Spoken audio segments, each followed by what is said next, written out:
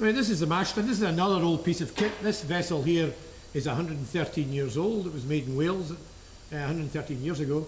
You can see it's made in cast iron sections, and it's got a gunmetal floor. This is quite unique because most even of the other mash tuns like this in the industry have had the floors replaced, but we've still got the original one here. And I suspect we would have to go the same way as the others, because these were cast in a process that's no longer done. So, it's not something that would be easy to do. What happens in here is that the grist with the water goes in the white pipe, and the grist, this is the mashing machine. So the two are mixed in this tube here, and then they go into the mash tun, where it would be filled up to the watermark that you can see here, and that's a ton of grist that would be in. And then that converts the starch into sugar, and the sugary water that you get from that goes out through the slots in the floor and is pumped up over the cooler, which you'll see in a wee while, and or the malt refrigerator. And once it's a 3-water mashing system here, so we put 3 waters on. The first one is 67 centigrade, the second one goes on at 82 centigrade, and the third water goes on at 85 plus. The first and second waters go to the washback, which we'll see in a wee minute, and that's where we add the yeast.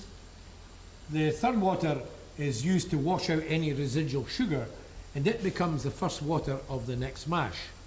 And of course, we're doing 1 mash a day, so over the weekend we still retain the sugary water, always maintaining the temperature so we don't get any infection.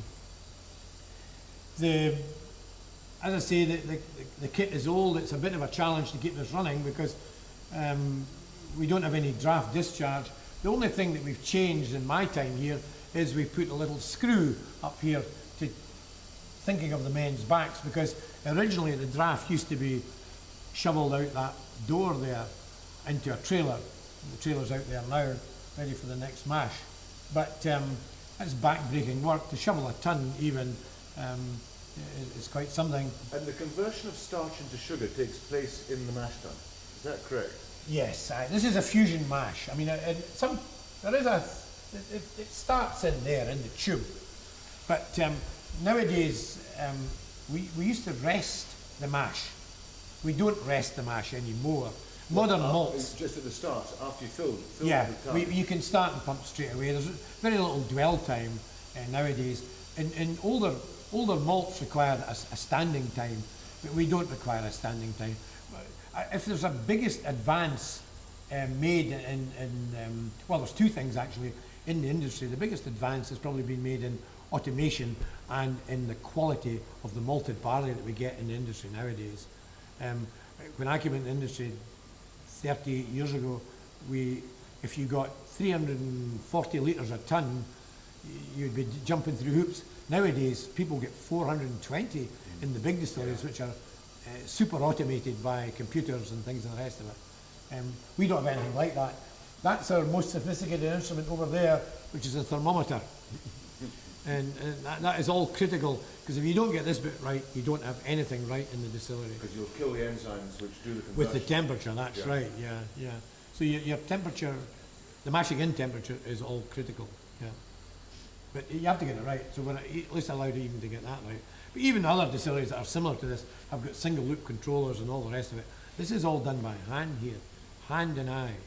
So I'm probably going to claim this because McEwen would disagree with me anyway, but you can tell him when you see him, but we're the most handmade malt in Scotland. Quite right too.